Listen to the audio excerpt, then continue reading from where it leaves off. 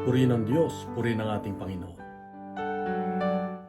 Kung mawalan ka ng trabaho bukas, ano ang plano mo?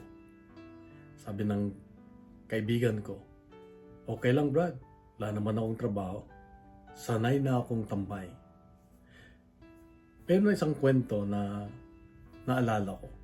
Meron akong kakilala sa trabaho na tuwing sahod ay inilalabas niya ang aming janitor para magmerienda. Walang paltos, lagi-lagi niya inilalabas. At tinanong ko minsan, sabi ko, Brad, ba't ginagawa mo yan? Bakit mo siya nilalabas lagi? Sabi niya, Brad, dami ko ng biyaya. Hindi naman ako may-ari nito, kaya gusto kong ibahagi. Sa Ebanghelyo ay makita natin na sinabi ni Jesus na ang sanlibutan ay mas madiskarte, mas maparaan, mas mahusay gumawa ng paraan kaysa makadiyos.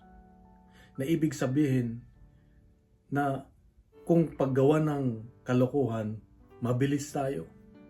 Pero paggawa ng mabuti ay kung minsan ayaw pa nating gawin. Alam na nating ikabubuti natin. Dito may paalala ng Diyos sa iyo at sa akin ngayon na ang mahalaga sa Kanya ay makita niya ang mga ipinagkatiwala niya sa atin na inaalagaan natin at minamahal, pinagyayaman natin at ibinabahagi natin. Tandaan natin lagi na anumang meron tayo ay hindi natin pag-aari. Yung asawa mo, yung trabaho mo, yung kagamitan mo ay galing lahat sa Diyos. Paano mo ito inalagaan? Paano mo ito minamahal? Kaya nga, ang paalala ng Diyos sa akin ngayon ay tanungin natin ang sarili natin na ibibigay ba natin yung tama para sa mga pinagkatiwala ng Diyos sa atin? Na nagagawa ba natin ng mabuti at naibabahagi ba natin? Kaya na lagi kong iniisip na ang mga bagay na nasa akin ay anumang oras pwede niyang bawiin. Kaya nga, habang nasa akin, habang nasa aking poder, ay ginagamit ko ito para maging daan, maging paraan, para mas mapalapit ako sa Diyos. Para mas mapalapit ako sa Diyos. So kung anumang bagay meron ako, sisiguraduhin ko na ito hindi ako mapapasama, kundi paraan, oportunidad para mapalapit sa Diyos. Sa aking mga mahal sa buhay, na dapat ibinibigay ko yung tama, responsibilidad, panahon, pagmamahal, dahil pag nagagawa ko ito ay ginagawa ko rin sa aking Diyos.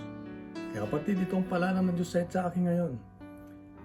Dumating tayo dito sa mundo, hubad tayo. Wala tayong dala.